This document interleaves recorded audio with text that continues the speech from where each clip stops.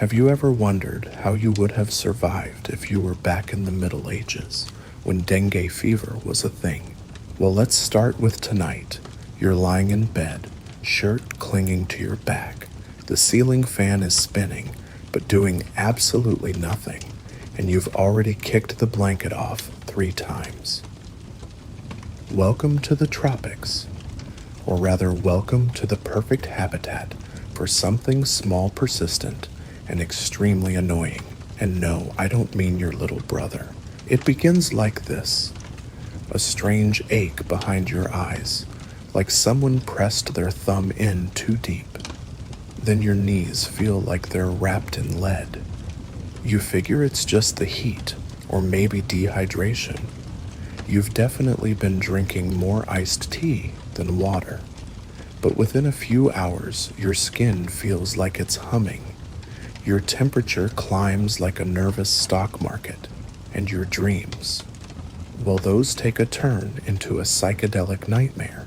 This isn't just summer flu, this is dengue, and you might not survive. So before you get comfortable, take a moment to like the video and subscribe, but only if you really like what I do here. Post your location and the local time in the comments. Let's see who's awake with you tonight. Now find a comfortable place to lie down, turn on a little fan, relax, and let's start our journey tonight.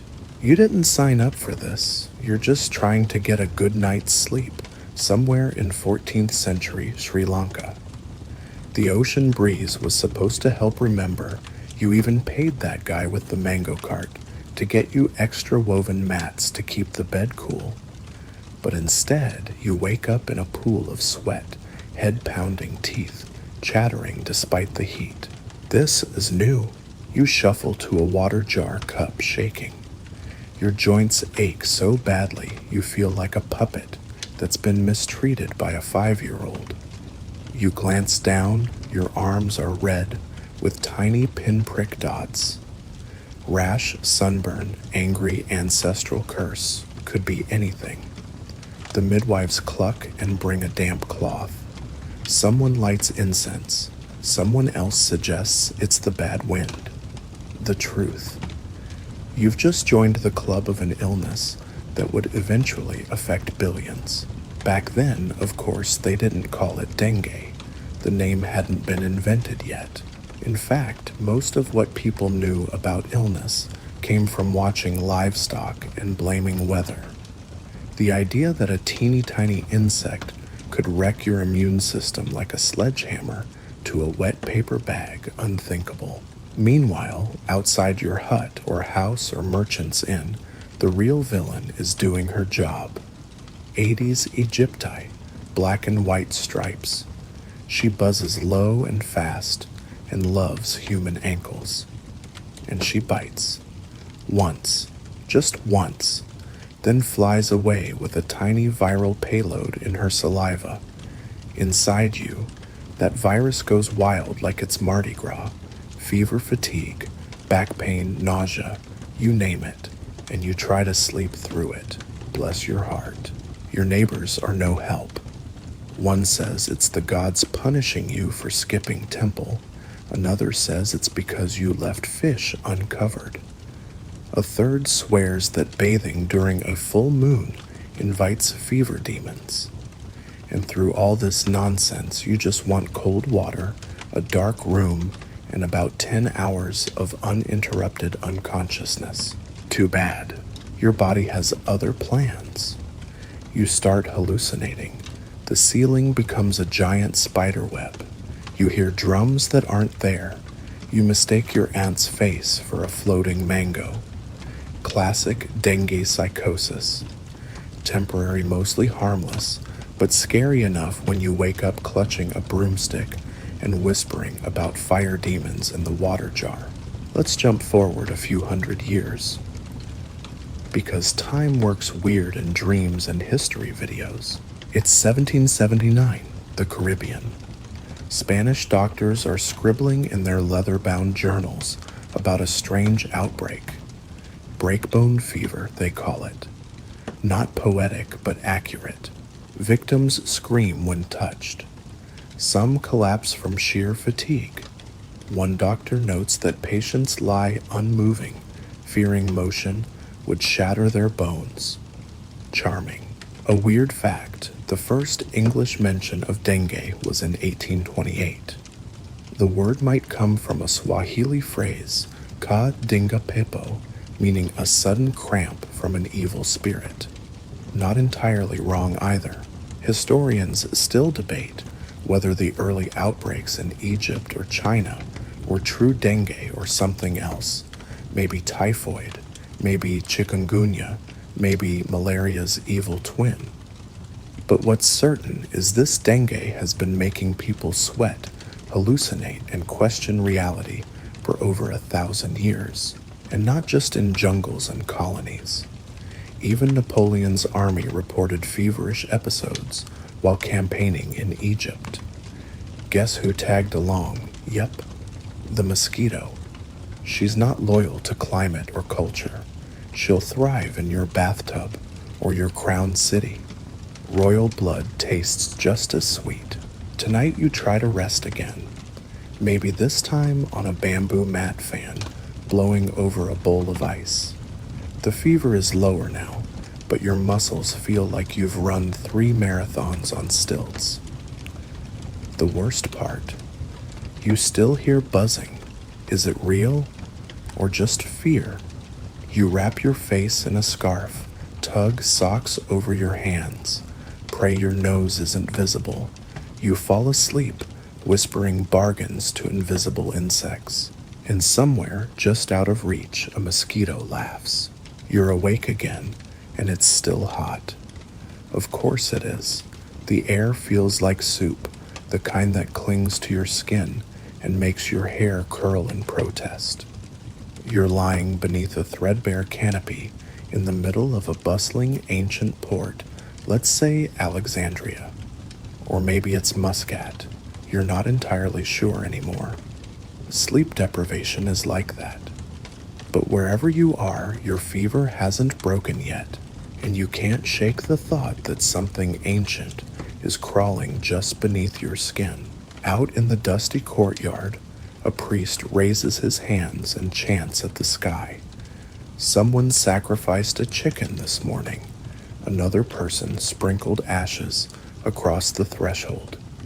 The general consensus is that you've angered a god stepped on a sacred tile or slept with your feet facing the wrong direction. But no one mentions mosquitoes.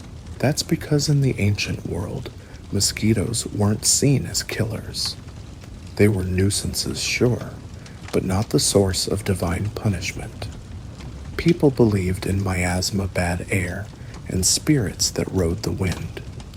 They thought illness came from rot sin or sorcery, and in fairness, some of their methods were almost helpful.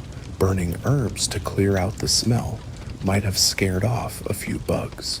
But nobody guessed that a striped little insect was acting as a royal messenger, carrying fever from one warm-blooded target to the next. Your dream shifts again. You're now in the middle of a Persian summer 11th century. Rich tapestries hang in the corners of a shaded garden. There's a faint trickle from a marble fountain. And still, the buzz of mosquitoes. You see them dive-bombing nobles lounging on silk cushions. One minister waves a fan lazily while complaining about a mysterious, weakening sickness that makes his joints swell and his appetite disappear. And here's the kicker. These people had a word for it. In Arabic medical texts, there's mention of something called humma, a word for fever that comes in waves. Some early scholars even described symptoms eerily close to dengue's sudden onset, skin discoloration, muscle pain, delirium. But still, they didn't name the culprit.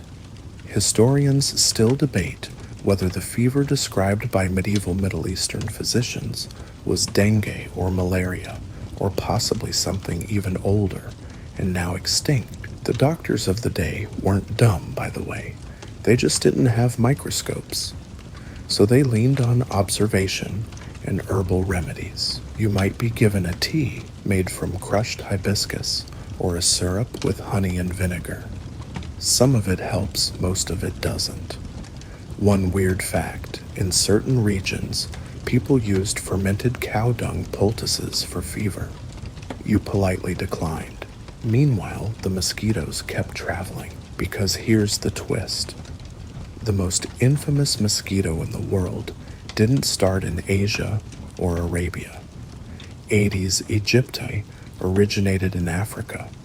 She thrived in tree holes, fed on animals, and didn't even care much for humans at first. But when people started building cities, storing water, and hanging around sweaty and shirtless in warm weather, she adapted. Fast.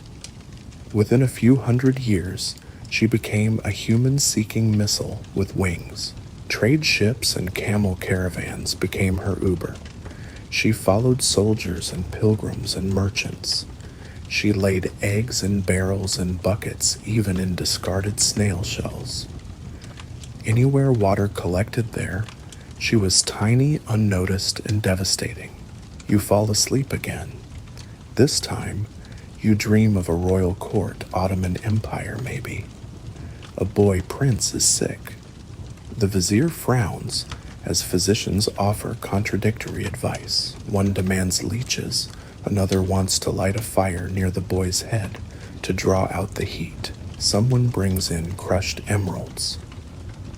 Expensive, but useless. Meanwhile, no one notices the stagnant basin just outside the palace wall, swarming with larvae.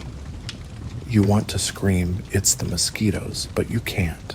Your mouth is full of cotton or sleep. A few hours later, you're back in your own body, still hot, still achy. You sip something cool and bitter. It tastes like boiled tree bark. It might actually be boiled tree bark. Someone wipes your forehead and mutters a prayer. You smile faintly and whisper back, "It's not the gods. It's a bug. They don't understand." One last detail: the early Islamic Golden Age produced some of the most advanced medical texts of the medieval world.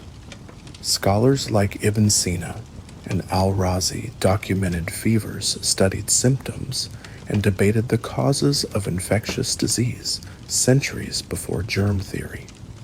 Yet even they didn't know that a single bite from a tiny insect could start a biological war inside the human body. And why would they? You can't see viruses with the naked eye, not even with the eye of a philosopher, but now you know better. Sort of. The problem is, knowing what's wrong doesn't make the fever go away. You still feel like your brain is wrapped in a wet towel, your knees won't bend right, and you're starting to hear whispers. Not voices, just a low susurrus, like wind through dry grass. Or is it wings? You grab a blanket, throw it over your head, and whisper your own fever prayer. Something like, "Please let me sleep before I sweat my entire soul out." It works, for now. You don't remember falling asleep, but here you are again, in a different body, different time, different bed. The pillow smells like mold and sandalwood. Outside, someone is sweeping stone tiles with a bundle of dried reeds. It's morning, and you're not sure where or when you are. Turns out it's Egypt, possibly the year 992 AD.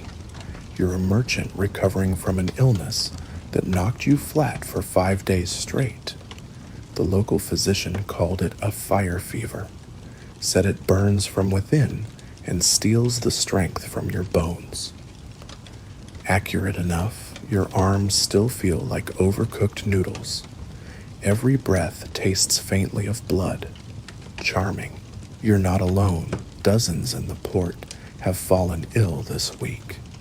Traders from Nubia, sailors from Arabia, even one overly perfumed Greek monk who still refuses to believe in germs.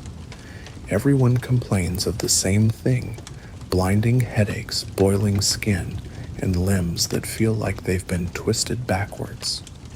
One woman says she couldn't walk for 2 days. Another fainted during morning prayers, and yet nobody knows what it is. The healer suggests corrupted bile. The priest blames planetary misalignment. A local elder says it's because the fishermen stopped making offerings to the river. You meanwhile just want to stop sweating through your bedroll. Historians still debate whether the recorded fevers from this era, especially the mysterious ones in Egypt and Syria, were true dengue outbreaks. The symptoms match. So does the climate. But the term dengue hadn't been invented yet, and back then most diseases were lumped into vague categories like plague pestilence or bad spirits. It's like trying to solve a murder mystery when the only clue is everyone felt weird. Still records survive. In dusty manuscripts, scribes described an illness that came on suddenly, left people weak and covered in spots, and disappeared just as quickly as it arrived. Sounds familiar. That's the dengue style. Dramatic, chaotic, and then poof. It leaves you wondering if it was all a fever dream. One strange fact, in early Chinese medical texts from the Jin dynasty around 300 AD, there's a condition described as water poison, believed to be carried by flying insects during hot seasons. The patients had high fevers, red skin, and unbearable joint pain. It was treated with herbal poultices and isolation in cool rooms. Again, sounds like dengue. Historians are still arguing about whether that was the earliest recorded case. But here's the problem: everything looked like everything else. Malaria, typhoid, cholera, yellow fever. They all blur together when there's no lab test and no microscope. You'd see someone collapse in the marketplace and shrug. Probably the heat, you'd say. Then you'd go home, get bitten by the same mosquito, and wake up with your eyes rolling back into your skull. You try to sleep again. This time, your dream drops you onto a Spanish galleon somewhere in the 1600s. The hull is packed with barrels of wine and dried meat. Also mosquitoes. A lot of them. There's standing water in the cargo hold, and nobody's emptied it in weeks. A sailor collapses on deck, then another. Soon the whole crew's down with what they call Calentura del Puerto Port fever. Some blame the bad food, others blame witches. No one blames the insects. You meanwhile can't stop shivering. Someone wraps you in a wool blanket, which is basically like using a flamethrower to treat a sunburn. You hear a rat squeak. You might be hallucinating again.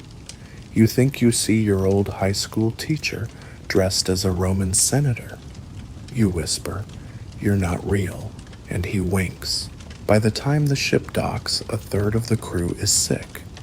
Local healers suggest a blessing and an herbal bath. The captain demands another round of salted meat. None of it helps.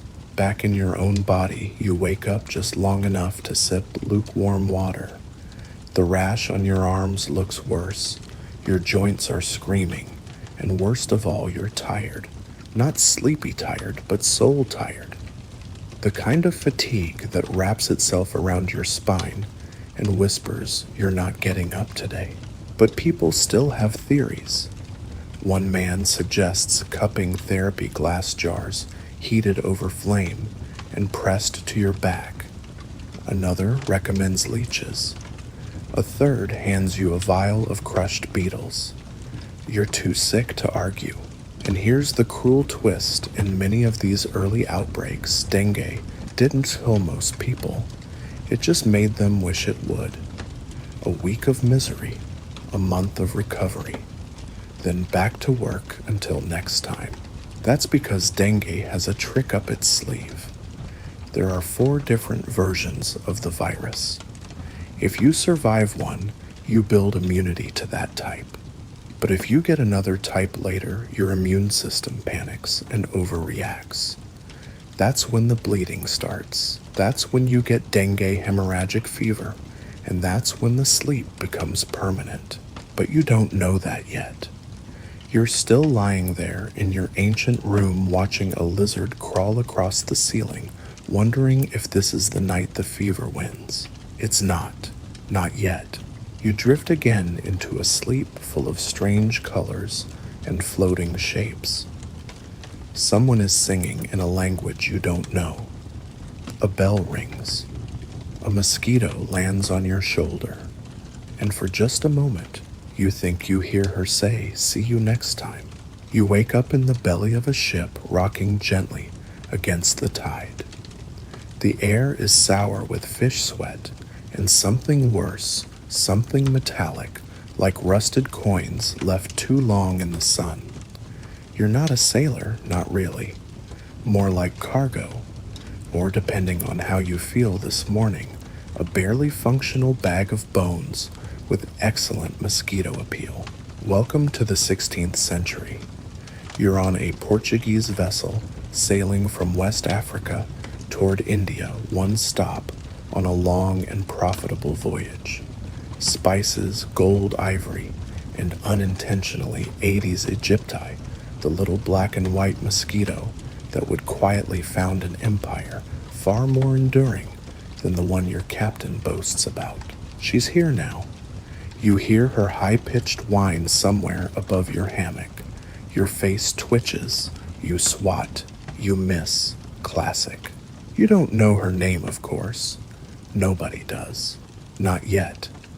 But she's infamous in hindsight, originating in the African forest zones, 80s Egypti loved tree holes and rainwater puddles until people came along with their storage jars, barrels, and sweaty armpits. She adapted, and then, like all clever imperialists, she hitched a ride on the ships of fools. This is the century when trade becomes global. Portuguese fleets hit India, the Middle East, and Southeast Asia in rapid succession. Arab merchants do the same in reverse. Water containers are everywhere. Cities expand, and with them, disease.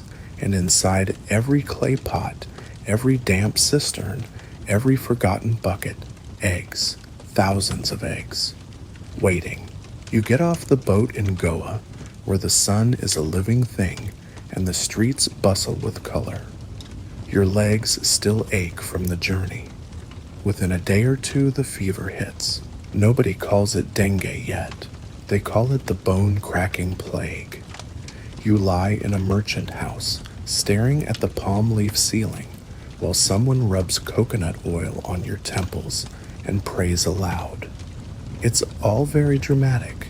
Your body feels like it's been thrown down a flight of stairs. Twice. You wonder if you're dying. You're not. Probably. Historians point to this period, the 1500s to 1600s, as the beginning of dengue's true global spread. The mosquito, which once only thrived in small patches of Africa, had made it to Asia, the Middle East, the Caribbean, and South America, all because of trade. Sailors and soldiers were perfect targets. They were dirty, exhausted, and usually half naked. Mosquitoes saw them as a buffet. Weird fact of the day, 80s Egypti is picky. She prefers to bite humans over other animals, and she loves indoor spaces. Mosquitoes, it turns out, are introverts. Let's fast forward again. You're now in Mecca during Hajj season sometime in the 1800s. Pilgrims are everywhere, chanting, sweating, praying. You're a traveler who saved for a decade just to make this journey. It's beautiful, it's sacred, and it's absolutely swarming with mosquitoes. There's an outbreak. People are collapsing in the narrow streets, faces flushed, eyes rolling. A physician writes home about a new fever, swift and painful. Some think it's heat stroke. Others say it's divine testing. You know better. You feel it in your bones literally. They crack when you turn your head. Still, no one understands the pattern. The mosquito, barely a suspect. You lie beneath a cloth canopy, trying to rest. A man nearby mutters verses between labored breaths. Another is fanning his wife with a palm leaf, though his hands are trembling too. You close your eyes and wonder if your soul is leaking out through your fingertips. Back on the coast in cities like Jeddah and Aden, the disease is blamed on ships. In a way, they're not wrong. The wooden hulls and stored water are mosquito heaven.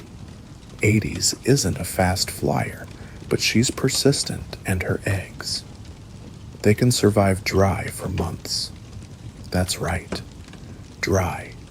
All it takes is a splash of water, and the next generation hatches hungry and angry.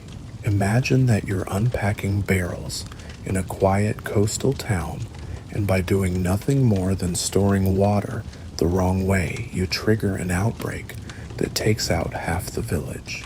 You're starting to realize something about this mosquito. She's not just a nuisance, she's a colonizer. Where humans settle, she settles.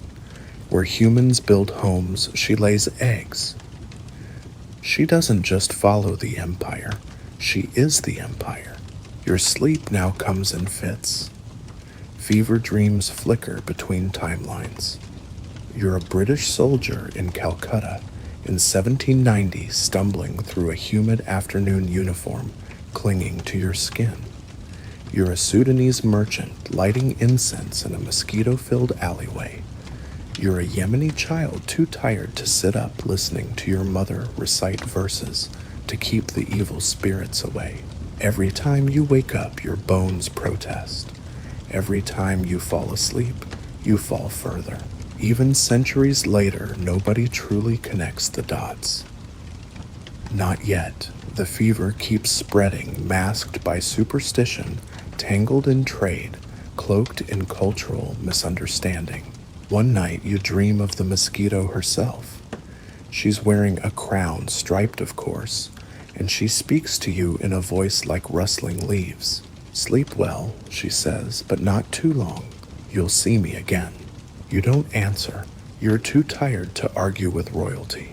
You're in India now, 18th century, British Raj in full swing. But don't get too excited. You're not a Raja or even a well-paid officer. You're someone's assistant, someone's second cousin, or perhaps a middling colonial clerk posted far from home.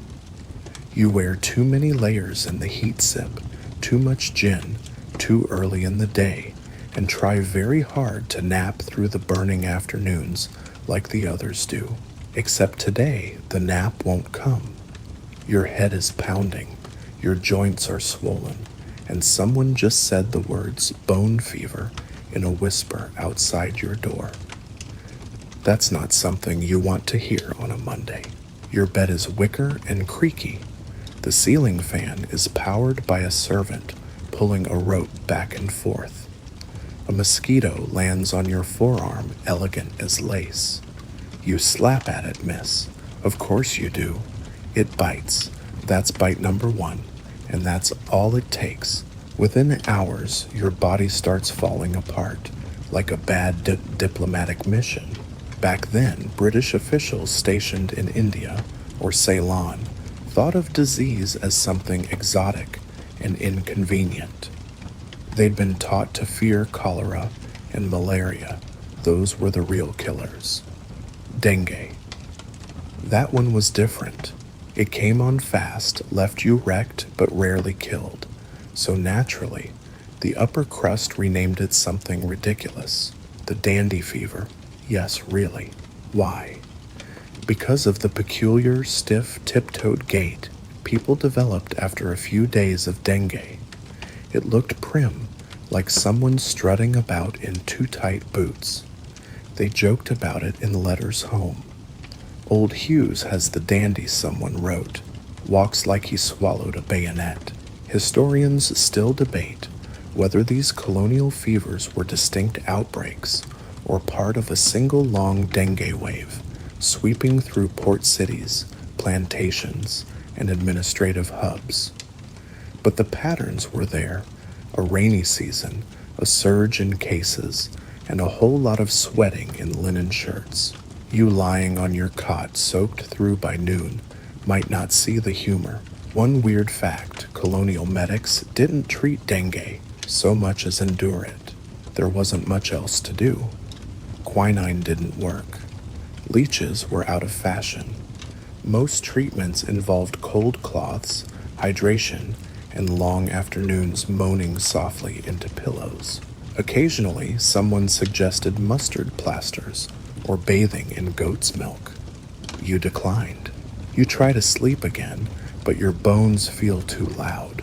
You can hear them ache. You'd almost trade a dose of arsenic for a decent nap. Almost. Meanwhile, across the city, the native population is also suffering, but less visibly. Fewer records, less ink, more pain. Local healers diagnose it as jungle fever or sky fire. They use neem leaves and turmeric pastes. Sometimes it helps, sometimes it doesn't. Either way, they don't get columns in the Colonial Medical Journal. They just survive quietly. The fever doesn't care about rank or race. Aedes aegypti bites everyone, but the elite get mosquito nets, shady verandas, and lemon water. You get a damp shirt and someone fanning you with a newspaper. Let's jump to 1780 Madras.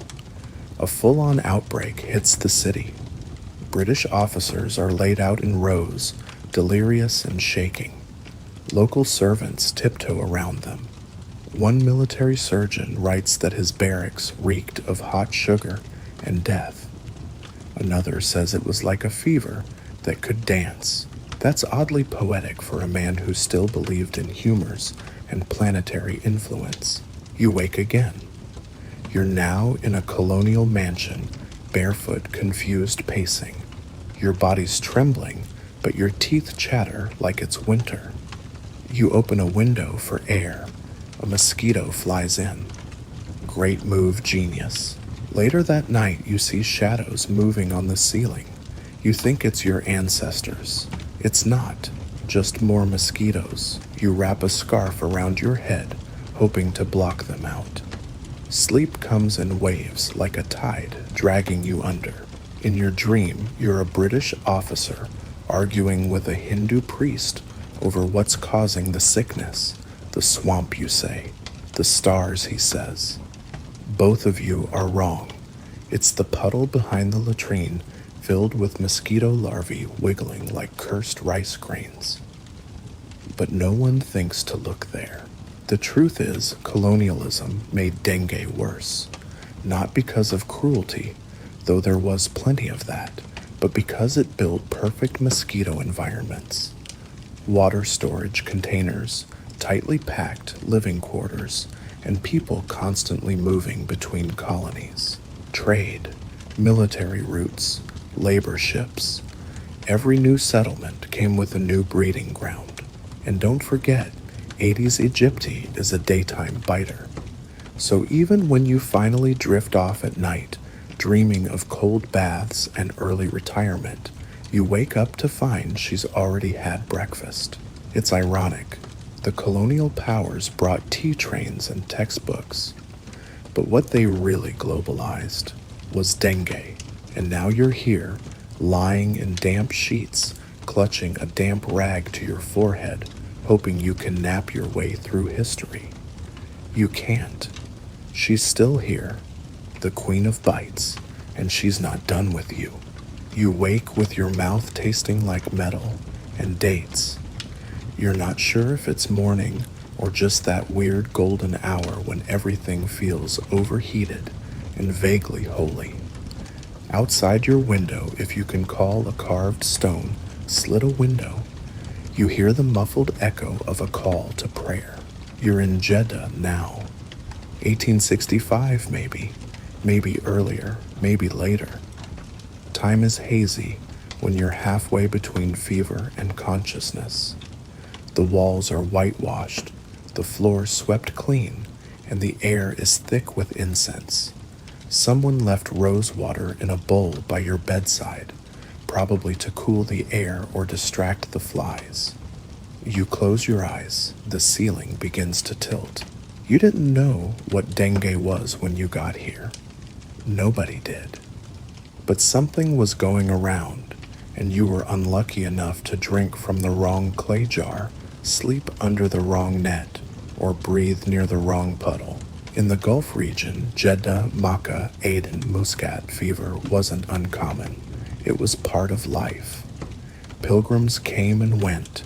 Traders poured in from every corner of the Islamic world, and the sick and the healed often shared the same narrow alleyway. But by the mid-1800s, something had changed. Fevers got sharper. They hit faster. More people collapsed in the heat, even those who were used to it. Still, no one called it dengue. Most thought it was humma, the generic Arabic word for fever, or ra, an evil wind that passed through the city and entered your body when your guard was down. Others blamed bad dates, bad water, or naturally the foreign merchants. Historians still debate whether the massive fever outbreaks during this period, especially around the Hajj seasons, were dengue or cholera or something else entirely. But we know this Aedes aegypti had arrived, and she wasn't leaving. You shift in your bed, the fabric sticking to your skin. Someone brings you a drink, sweet warm, a little spiced, your lips barely open. You want cold water ice. There is no ice. There is only this. Outside in the courtyard, someone sprinkles water on the tiles to keep the dust down. Nearby, a clay basin overflows just slightly. That's all it takes. Mosquito eggs hatch silently, invisibly, as the city hums with life and prayer and fever. Weird fact, Jeddah was one of the first cities in the Arabian Peninsula to face recurring outbreaks of what we now believe was dengue. Not cholera, not typhoid dengue. But with so many pilgrims arriving each year and no unified medical system, outbreaks blended into background noise.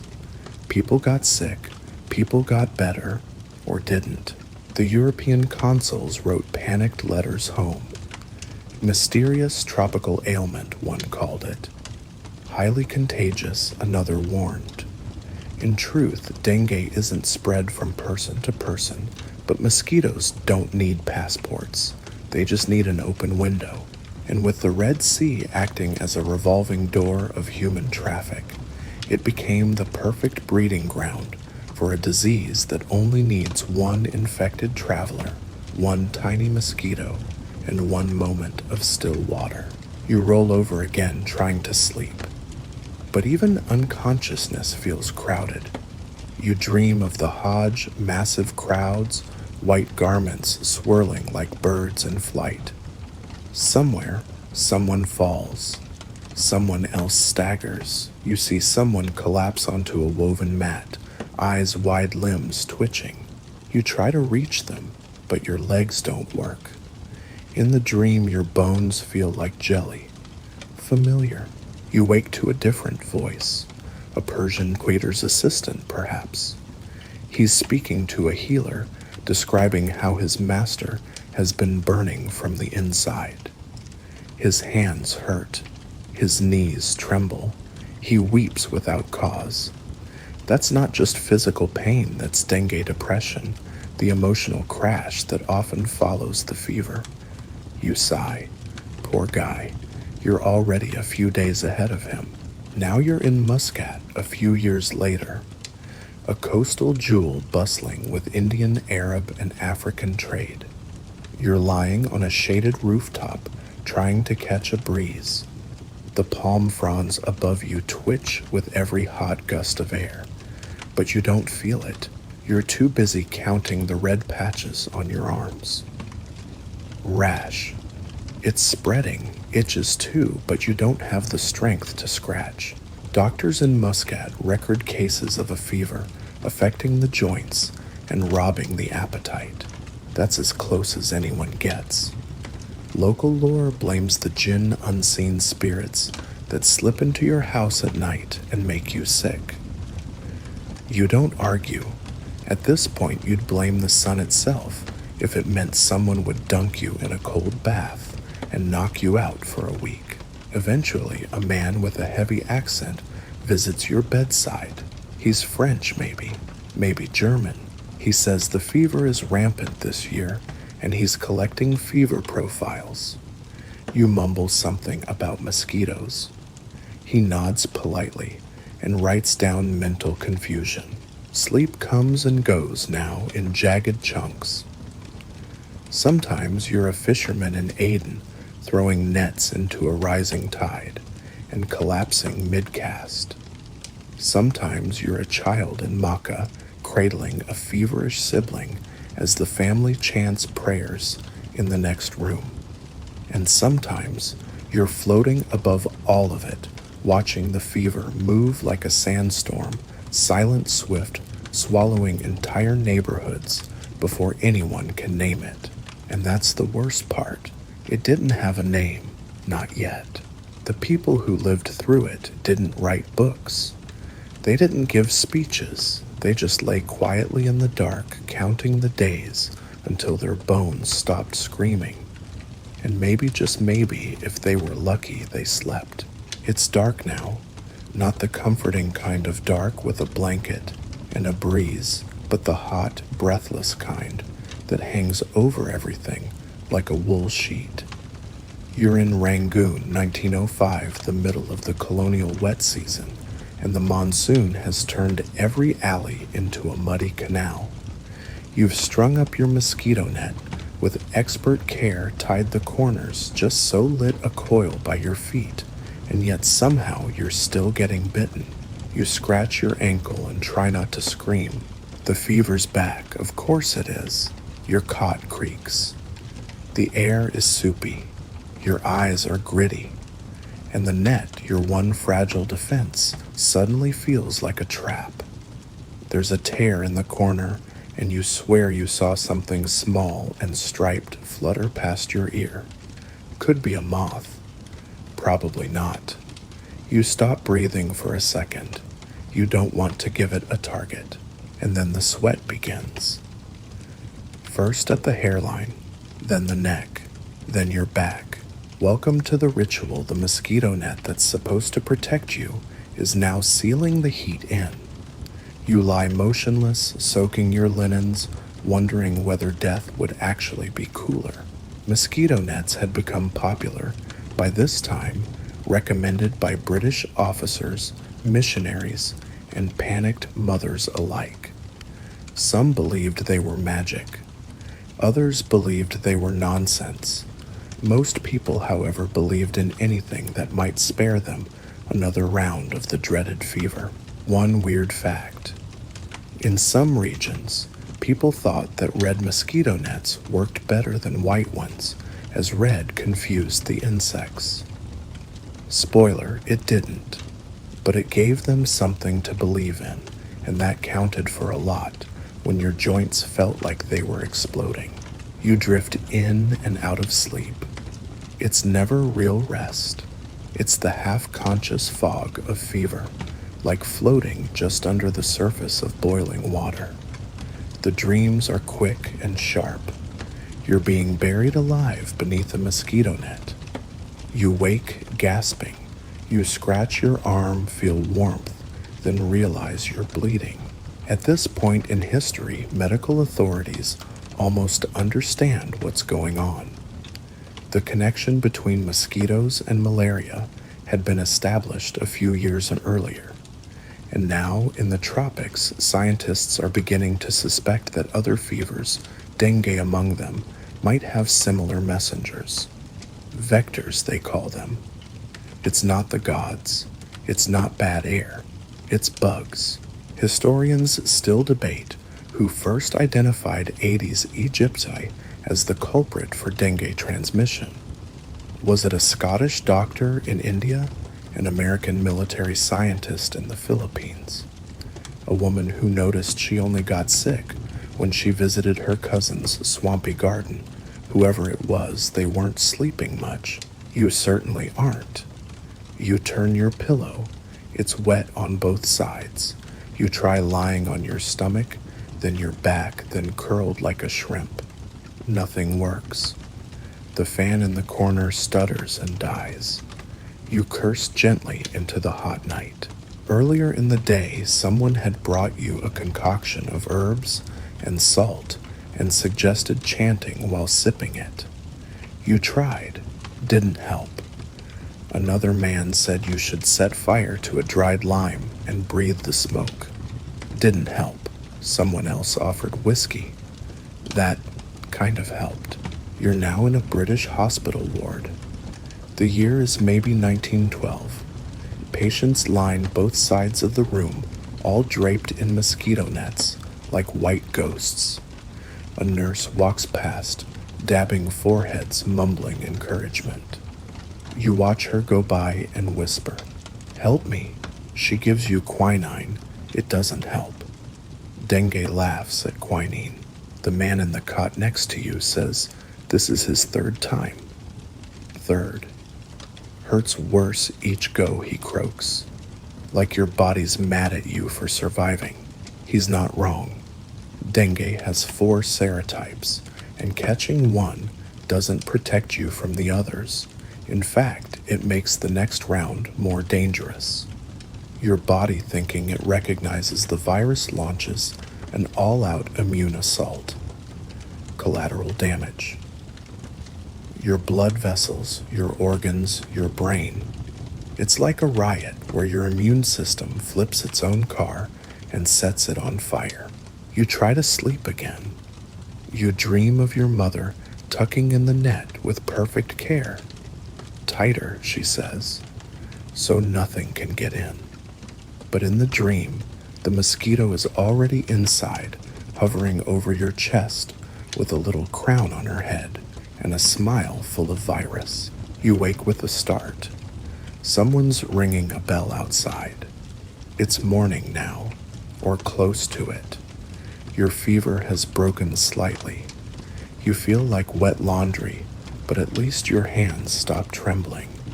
You reach for water, lukewarm, tastes like copper and hope. In a few days, you'll walk again. In a week, you'll pretend it wasn't that bad. In a month, you'll forget just how close you came to unraveling. But tonight, this night, you lie still under the net, one eye open, listening for wings.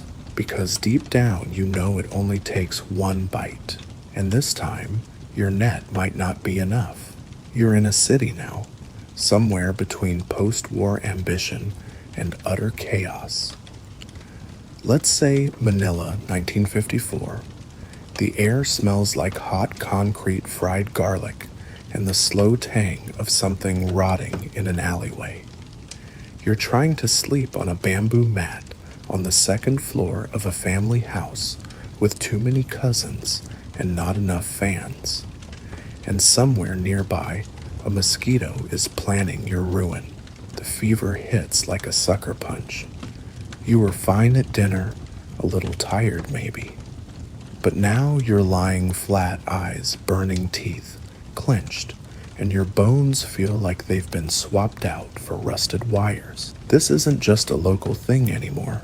It's happening everywhere. Bangkok, Jakarta, Colombo, Saigon, Lahore, city after city, outbreak after outbreak. Dengue is now a regional superstar of suffering. You close your eyes, and the history comes rushing in like a fevered montage. After World War II, Southeast Asia and the Indian subcontinent were exploding with new infrastructure, dense urbanization, and foreign aid workers who brought their own brands of chaos. Concrete housing blocks, open-air markets, water storage tanks. What do all of these things have in common? They're 5-star hotels for mosquitoes. And then there's the trash. Lots of it. Bottles, buckets, tires, shells, coconut husks, perfect mosquito cradles. You try to sleep again. Someone opens a window, and the moment the breeze hits your face, you think you might cry, until a mosquito lands on your forearm and reminds you that the war isn't over. In fact, it's just beginning. In the 1950s, governments started calling it an epidemic. For the first time, doctors stopped shrugging and started organizing. The World Health Organization got involved. Blood samples were taken, clinical symptoms were charted. The phrase dengue hemorrhagic fever appeared in research papers. That's when things got really scary. Here's the weird fact for this round: dengue hemorrhagic fever, DHF, was first recognized as a separate and deadly complication in children. Healthy kids, previously fine, and then suddenly internal bleeding, low platelets fluid leaking into their lungs, and no one knew why. Historians still debate why DHF emerged so violently in this decade. Was it a new viral mutation, a reaction to multiple dengue infections in quick succession, or was it a deadly gift from rapid modernization without matching healthcare?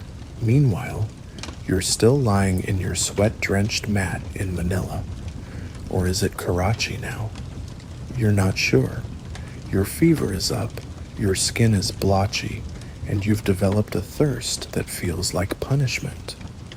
You sip from a glass of boiled water and wonder if your blood is turning into soup.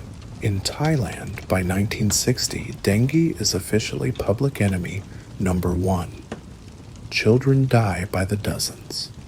Hospitals overflow. Newspapers call it the bone break plague. In Vietnam, during the American War, dengue cuts through soldiers and civilians alike. The Viet Cong dig tunnels the Americans build bases, and all of them get bitten. Aedes aegypti is neutral. She feeds on everyone. Governments respond with the only weapon they know: chemicals. Enter DDT, the miracle powder. It's sprayed from trucks, dropped from planes, brushed over walls, and mixed into water tanks. Whole cities reek of it. Children play under DDT fog like it's mist from heaven. You hear a truck pass in your street, spraying thick white clouds, and someone shouts, "Close your eyes and hold your breath." You do. You still feel the sting in your nostrils. Did it help? Kind of. DDT killed mosquitoes, sure, but not all of them, and not forever. Aedes aegypti adapted like she always does. Resistance crept in. Spraying became a game of diminishing returns. Worse, people got complacent. Don't worry. The trucks came last week, they'd say, as larvae danced in the flower pots and roof gutters. The war against dengue was never just about chemicals. It was about the perfect enemy, small, invisible, fast-breeding, and practically impossible to detect until it's already too late. You dream again. This time, you're in a war room, but instead of generals, there are scientists and nurses. Someone pins a map of Bangkok to the wall, red dots everywhere. Outbreak center, someone mutters. A woman draws a circle around a school. 2 fatalities, she says. Another man circles a hospital. We're running out of platelets. It's not a battle fought with bullets. It's fought with bed nets, thermometers, and rehydration salts. The front lines are hospital beds. The wounded, mostly kids.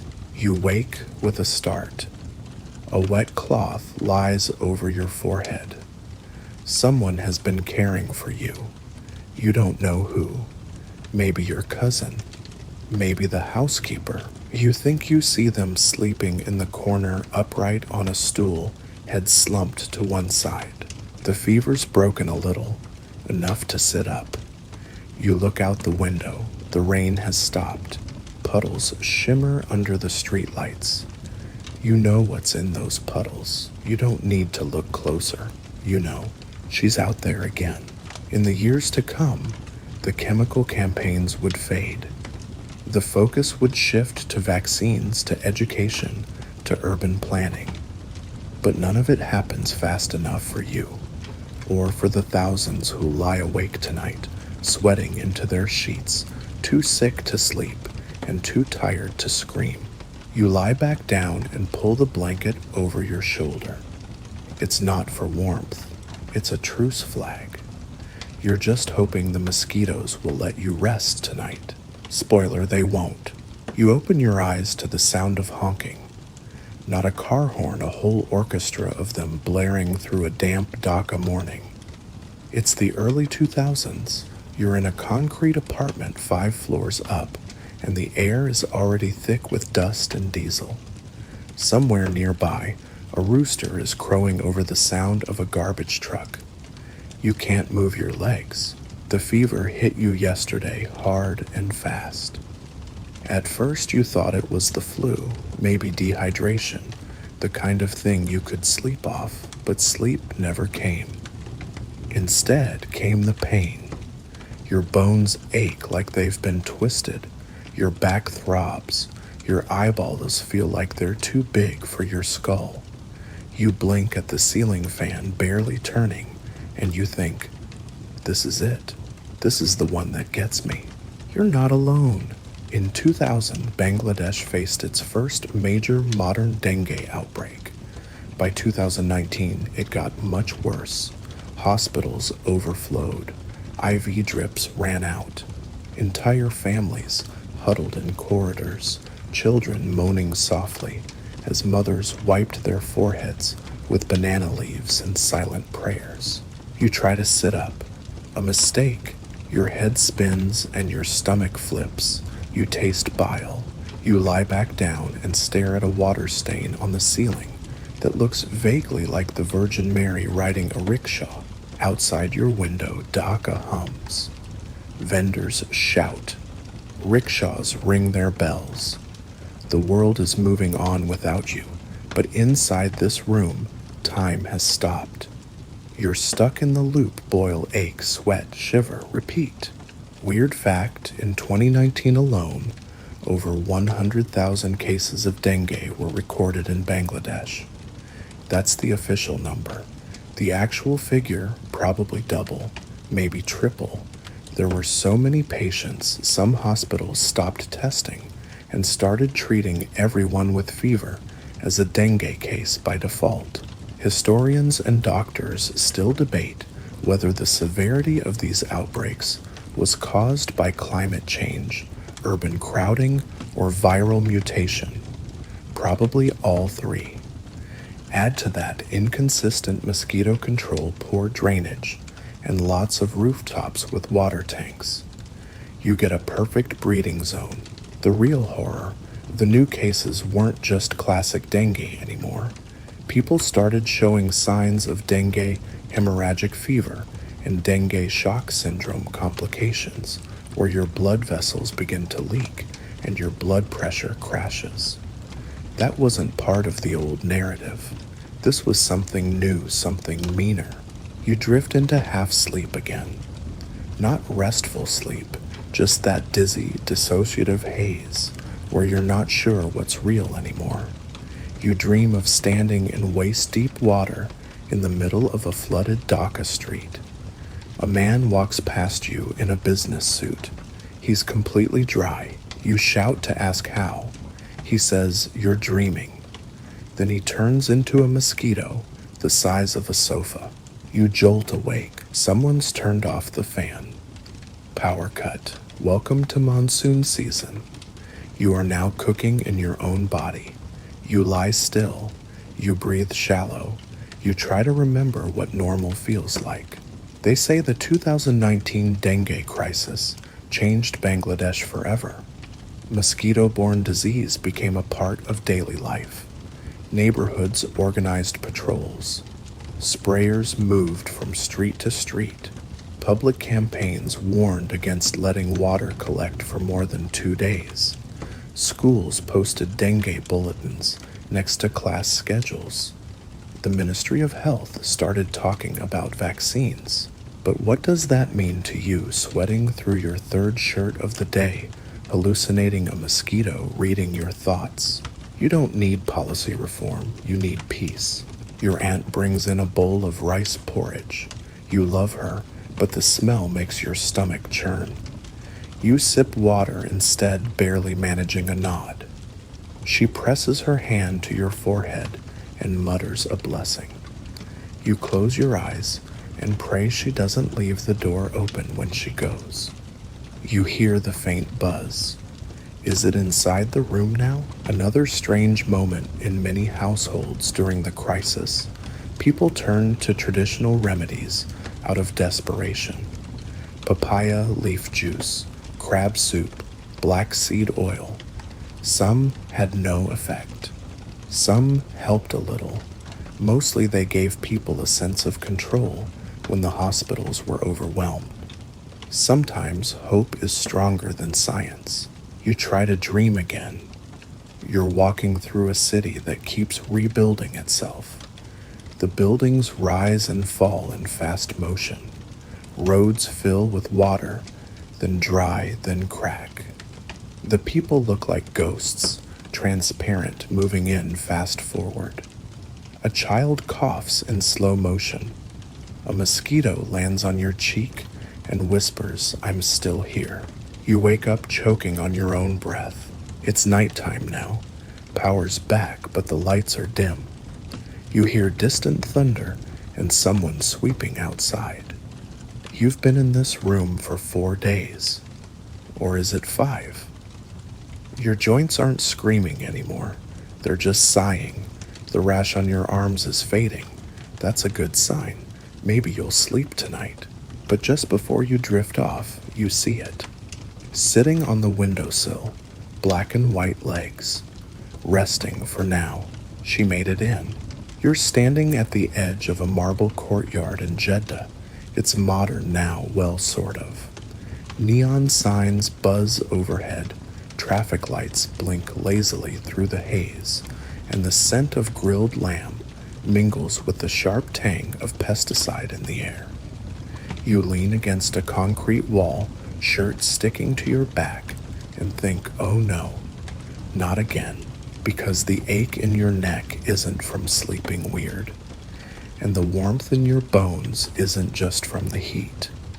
You felt this before, and if the dizziness, the pressure behind your eyes, and that low-grade rage in your joints are any sign, you're back in the ring with dengue. You'd hoped this was over. You'd hoped dengue had stayed behind in the rainy chaos of South Asia. But no, the fever has followed the pilgrims home. For centuries, the Hajj has brought millions of people from all over the world to Makkah and back again. But in the 2000s, something else started making the journey. 2 dengue virus serotypes hitching rides in the bloodstream of unsuspecting pilgrims, then entering mosquito populations in Jeddah, Medina, and beyond. One bite, that's all it took.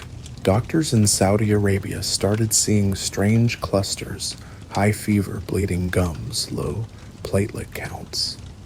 At first, they blamed typhoid or even bad reactions to heat stroke, but eventually they tested for dengue, and what they found wasn't just one strain, it was multiple serotypes from India, from Sri Lanka, even from Africa, all tangled together in the veins of a global crossroads. Historians still debate when exactly dengue became endemic in the Middle East. Some say it had been lurking for decades in the coastal cities. Others believe the 21st century travel boom, climate change, and overdevelopment were what tipped the balance. Weird fact, by 2014, Jeddah was logging dengue outbreaks almost every year. Entire neighborhoods went into shutdown. Municipal workers sprayed fog through narrow streets, while terrified residents taped window screens, and boiled water like it was war. In some apartment blocks, people painted over mosquito murals with black paint, afraid they'd jinx their families. You just wanted to sleep. You lie down on the couch of a rented flat, air conditioning rattling like a dying animal. You've got a towel under your neck and a fan aimed at your feet. Still, your skin feels like sandpaper soaked in chili oil. You dream of Riyadh, where the fever wasn't supposed to go. It's inland, dry, too far for mosquitoes, people said. But climate change had other plans. Summer temperatures rose, and with water tanks on every roof and thousands of new construction sites dotting the skyline, even Riyadh became vulnerable. You shift in your sleep, tangled in a polyester sheet that smells like dust. Somewhere, someone is chanting Quranic verses on a Bluetooth speaker. You hear the words, but they melt into a strange rhythm. Then the buzzing begins. You open your eyes. A mosquito hovers above your face like a drone. You slap, wildly miss. You are the 4 a.m. drama no one warned you about. Municipalities across the Gulf began launching massive anti-dengue campaigns. Giant billboards warned against standing water. TV ads showed dramatized fever victims. Drones sprayed pesticide from the sky. Whole neighborhoods were checked door to door. Some people complied. Others rolled their eyes. The worst part, people started hiding cases. Nobody wanted to admit they'd gotten the fever. It felt shameful, like admitting your house was unclean, your street unsafe, that your faith in the system broken. So instead of going to hospitals, some just stayed home, tried papaya leaf juice, crushed garlic, black seed oil. Some got better, some didn't. You wake again. The AC has stopped. Power outage. Again. You laugh just once, then cough. Your laugh sounds like paper tearing. In Oman, dengue crept in through Muscat's waterfront. In Yemen, outbreaks went unchecked amid war. In Bahrain, Kuwait, and the UAE, imported cases showed up regularly. Workers returning from holidays, students flying in for school. Every arrival, another possible outbreak. The truth, dengue is no longer a tropical-only disease. It's a jet-setter now, and in the Middle East, where cities gleam and malls chill and desert blooms in the strangest places, the virus found a new playground. And you, of course, are still trying to nap. One leg twitches involuntarily. Your mouth feels dry and electric. You reach for water, spill half of it, and mutter something your grandmother would have scolded you for. The fever is rising. You press your fingers to your forehead. Hot, definitely hot. You fall asleep again and dream of a mosque pristine and silent. But inside every prayer mat is empty. Instead, rows and rows of mosquitoes hover in midair, their wings whispering in unison, Allahu Akbar, and also gotcha. Ooh, you jolt awake. The fever has passed its first peak. Your sheets are soaked. You peel them off and toss them to the floor. Outside the window, dawn is breaking. The Adhan floats across the rooftops. It's beautiful, and for a moment you forget your pain, until you see the bucket on the balcony, half full, rainwater just sitting there. You close your eyes and whisper, please don't hatch. Spoiler, they already did. You're in Mumbai now, present day, or maybe Karachi, maybe Colombo. It doesn't matter, because all the cities start to feel the same once the fever sets in. You're sitting in traffic that hasn't moved in 20 minutes. Your forehead is glued to the auto rickshaw's plastic seat back. Horns blare around you like a furious brass band. It's 39 degrees. The air is thick with smog, and every part of your body wants to lie down on the nearest sidewalk and expire. But you have work, or class, or some minor errand that feels like a military operation. You're sweating through your shirt, and crucially, you're already infected. The mosquito bit you 3 days ago. You didn't feel it. You were too busy swatting at a more obvious one, the slow fat one. Aedes aegypti, of course, is sleek, polite, practically silent, and she prefers daytime. While you were sipping tea or crossing the market or checking your phone under a tree, she was feasting. Now the fever is blooming inside you, and you're in the worst place for it. A megacity that never sleeps, never slows, and never stops. Giving mosquitoes exactly what they need: heat, humidity, standing water, and humans. The buildings around you are a mix of gleaming towers and tangled concrete. Rooftops covered in water tanks. Back alleys pooling with runoff. Abandoned tires, empty chai cups, flower pots, fridge trays, bottle caps, each one a luxury suite for mosquito eggs. You try to close your eyes as your auto creeps forward, hoping for a breeze. But there is no breeze, just another horn, a burst of exhaust, and a throb behind your eyes, so sharp it makes your teeth ache. By the time you get home, if you can call it home, you're already burning. You lie down fully dressed, not even bothering to pull off your shoes. The bed is firm. The fan hums. You're pretty sure your pillow is just a folded towel, and then the pain kicks in. Your knees feel like wet wood. Your spine hums. You shift slightly and feel like your muscles are trying to peel away from your bones. You open your mouth to ask for water, but your tongue has dried into a bitter sponge. Meanwhile, outside life in the urban jungle continues as usual. Kids play cricket. Street vendors boil peanuts. People complain about the potholes, the taxes, the power cuts. Nobody complains about the mosquitoes, not out loud. Everyone just shrugs and smears on repellent if they can afford it. In cities like these, dengue has gone from epidemic to seasonal tradition. It's not if you'll get it, it's when.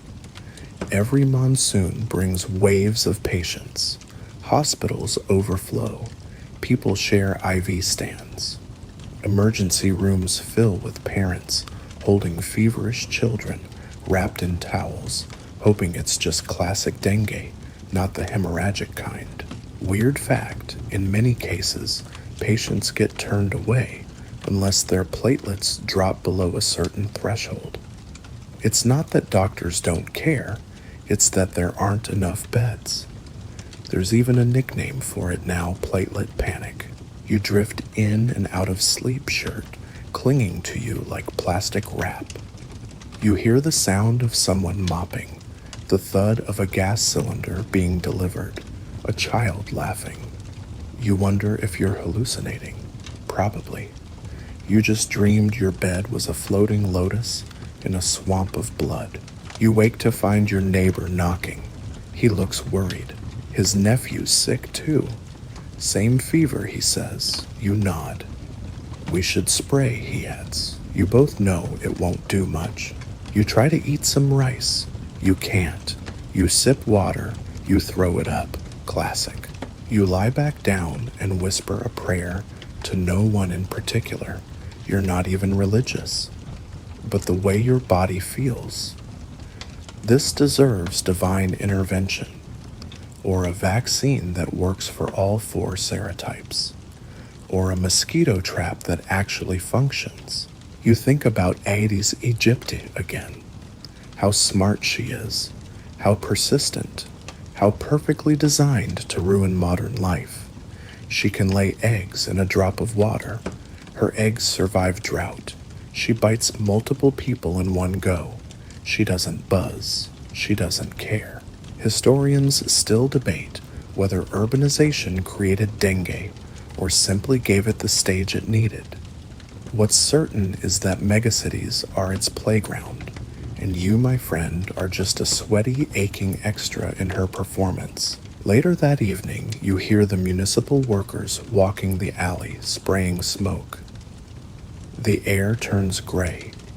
A boy runs past you wearing a paper mask. You smile faintly. Too little, too late. You fall asleep again and dream of glass buildings crumbling under waves of mosquitoes.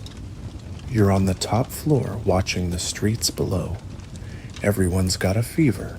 Everyone's just trying to rest. But there's no place quiet enough, no window tight enough, no city clean enough, and she's everywhere. You're sitting in a clinic. It's bright, too bright, and everything smells like bleach and plastic. The fluorescent light above you flickers slightly, and you want to rip it out of the ceiling. You're wrapped in a thin blanket, shivering even though it's 32 degrees outside, and your sweat is soaking through your clothes. You look at the nurse and ask, "It's dengue, right?" She doesn't answer right away. Instead, she studies your chart like it's an ancient scroll written in riddles. Then she says it looks like it, but we'll need to wait on the blood work to know which kind. You blink. Which kind? That's when you remember, or maybe learn for the first time. There isn't just one dengue, there are 4. You laugh quietly, then cough. Your ribs ache. Of course there are 4. They're called DENV1, DENV2, DENV3, and DENV4, names that sound more like bad software updates than viral assassins. And here's the nightmare: getting infected with one makes you immune to that one. The other 3, they're still out there.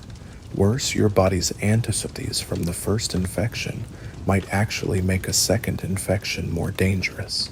That's called antibody-dependent enhancement, a term that sounds like it belongs in a Marvel movie, but is actually one of the nastiest tricks dengue has up its sleeve.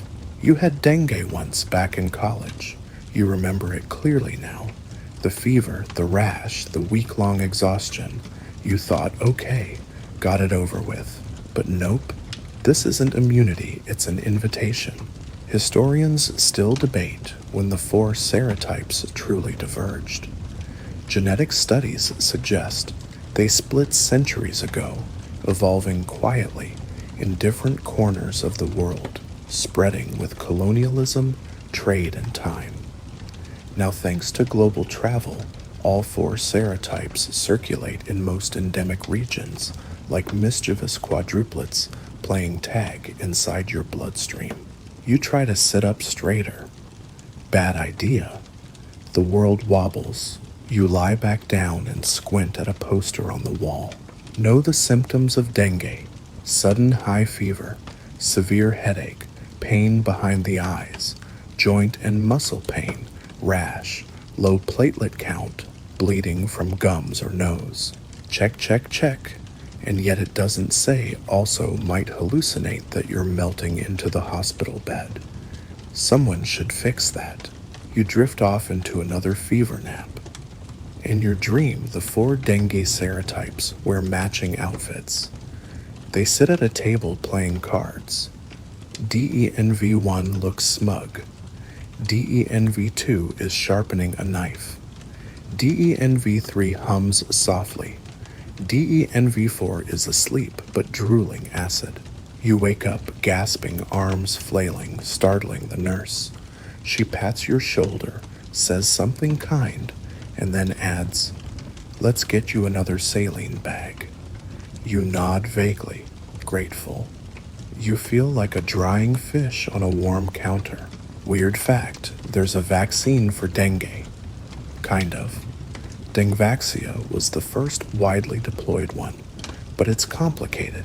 It works best if you've already had a dengue infection before.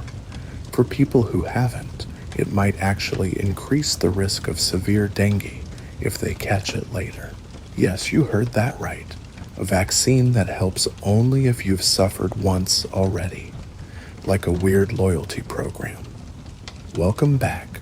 Your suffering qualifies you for protection. That's why in many countries, the vaccine is only given after a screening test to check for past dengue antibodies.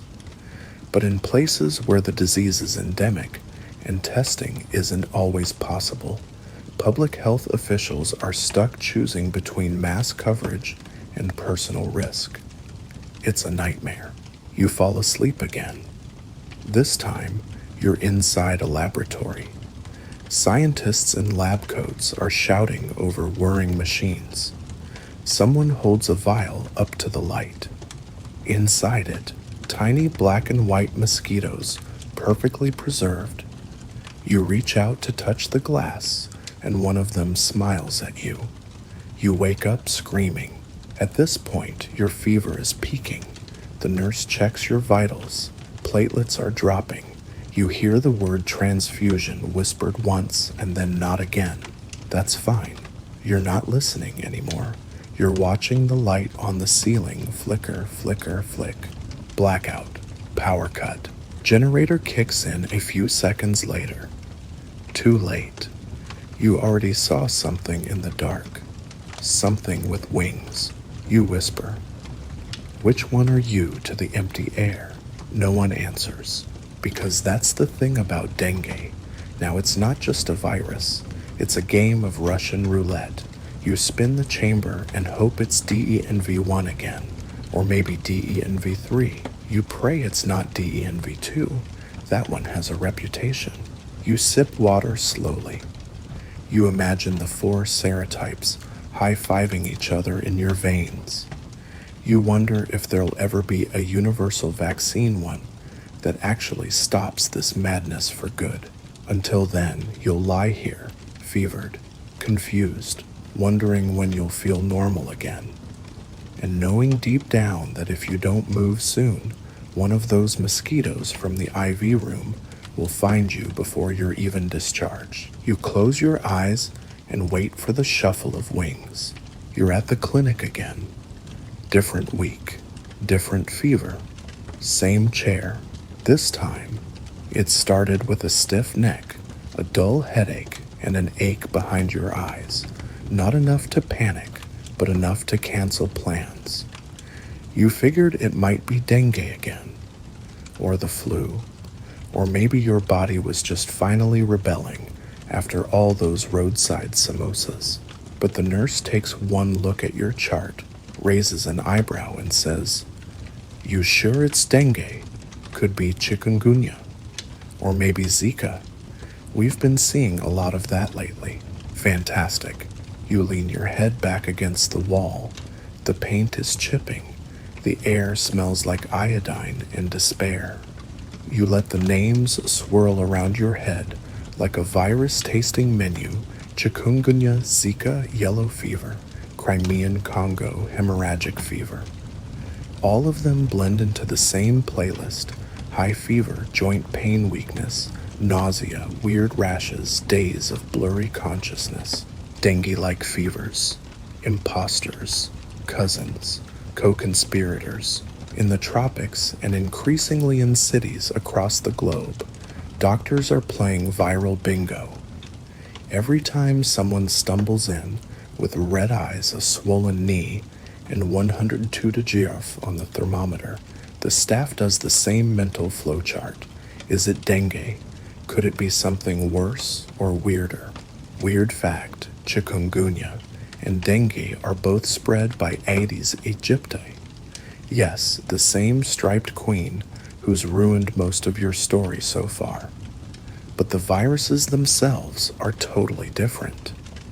Dengue is a flavivirus. Chikungunya is an alpha virus. That means your immune system gets confused. You get confused. Everyone loses. You hear a patient nearby moaning softly. Feels like my bones are breaking, they say. You nod sympathetically. That could be either one. Then there's Zika, a quieter fever, usually mild, sometimes barely noticed. But in 2015, it made international headlines when it crossed the Atlantic to Brazil and triggered a wave of babies born with microcephaly, small heads, damaged brains. Entire families changed forever, all from one mosquito bite during pregnancy. You remember the panic. Cities fogged with repellent, pregnant women wearing 2 layers of clothing in 100-degree heat. Even the Olympic Games weren't safe from the whispers. Don't drink the water, they said. Don't get bitten. Zika faded a little, but it never left. And then there's Crimean Congo hemorrhagic fever, CCHF, which doesn't even need a mosquito. It travels through ticks, livestock, and blood. But the symptoms are terrifyingly familiar: fever, vomiting, bruising, bleeding from the gums. It pops up in Afghanistan, Pakistan, Iran. One unlucky butcher or farmer gets a tick bite, and suddenly the whole village is locking their doors. Historians still debate whether CCHF's periodic surges are tied to climate shifts or simply underreported outbreaks. Either way, when it shows up in your region, everyone starts whispering, "Don't go near the cows." You, of course, are lying flat in a borrowed hospital bed with a wet towel on your chest, wondering which alphabet virus you've attracted this time. You overhear a doctor say, probably dengue, then hear a different one mutter, could be co-infection. That's a thing now, too.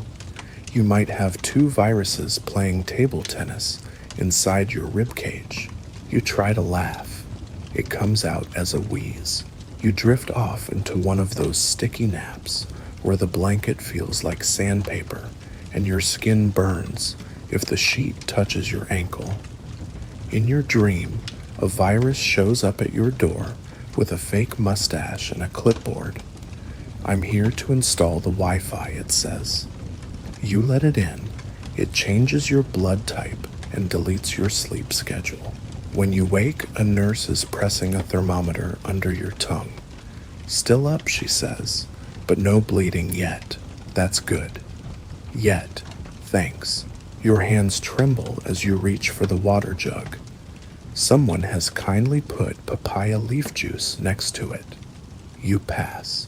In the corner of the room, someone is arguing about whether this is dengue or chikungunya. "He can't walk," one man says. "It's chikungunya." The doctor shakes his head. No rash, probably DENV3.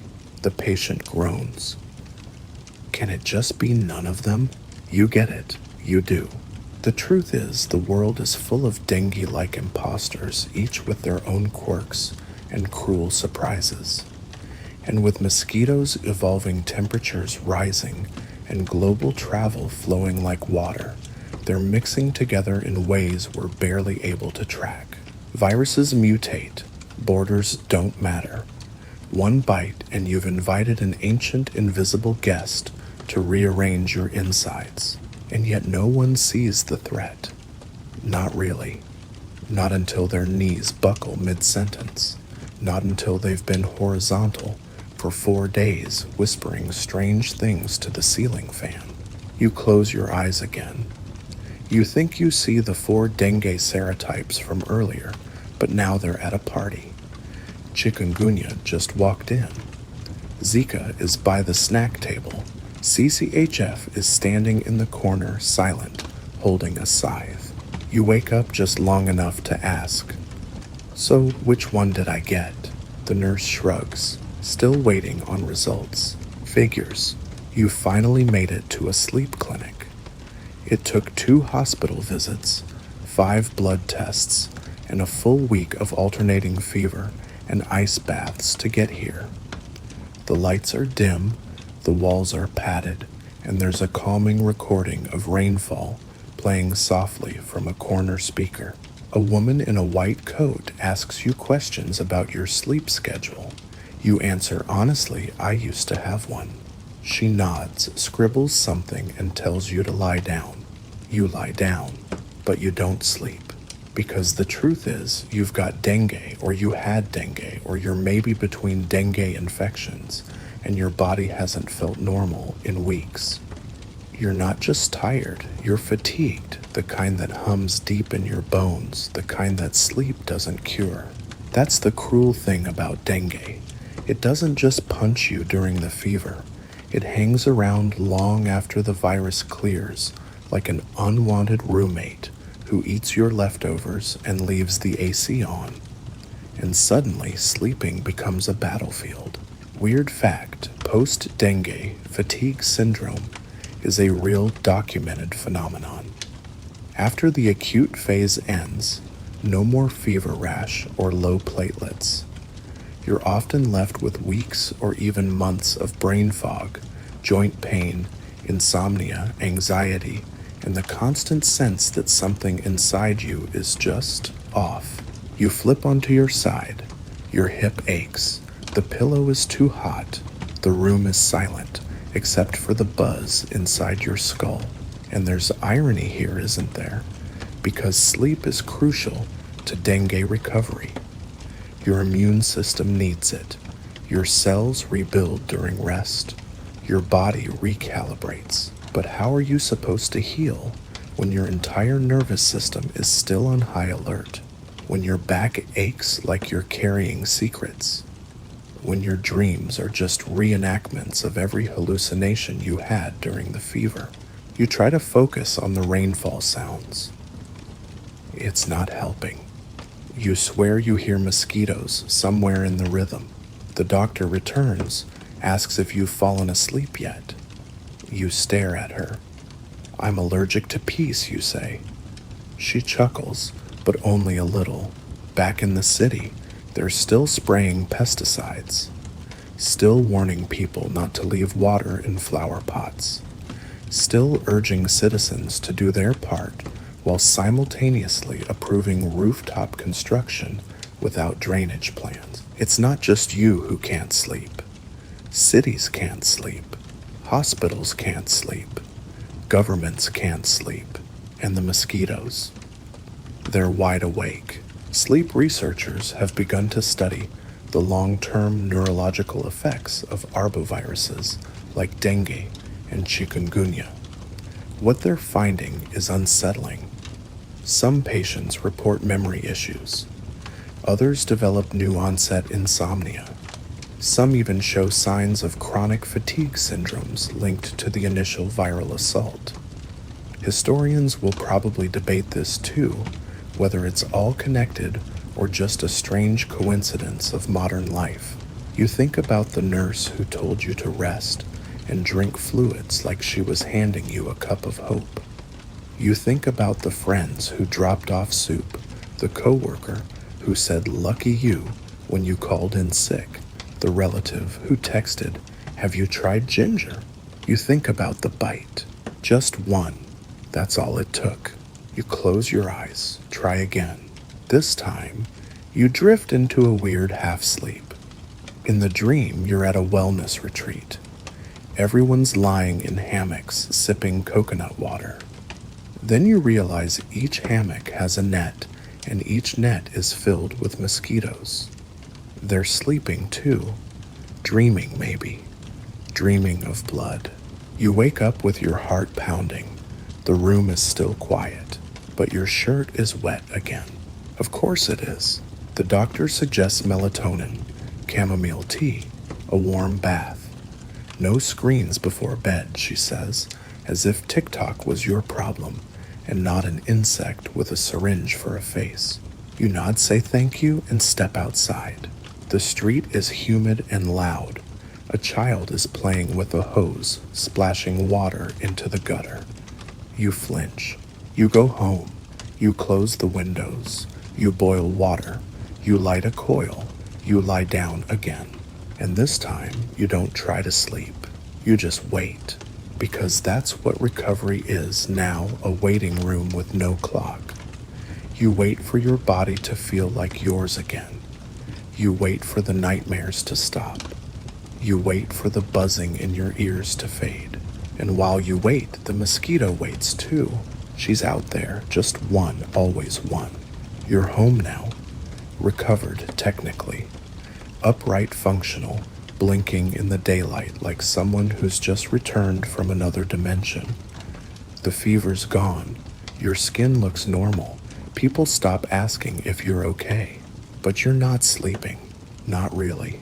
Not since the dengue. Not since the second one. Or was it the third? It's all a blur now. Weeks have folded in on themselves like wet paper. You can't tell if you're dreaming or just remembering the fever. The thing is, you were lucky. You survived. Not everyone does. You're reading the news now, scrolling through headlines about a new surge. Over 200,000 dengue cases reported this year in the region. Another says officials fear new hybrid strain. Another one bite, 4 viruses, 0 mercy. In the comments section, a horror show of misinformation and mosquito jokes. So here you are, fully modern, fully aware, and you still probably wouldn't make it if things got worse. Because the virus has changed, or maybe we have. Climate change has stretched the mosquito's territory. Aedes aegypti used to thrive in the tropics.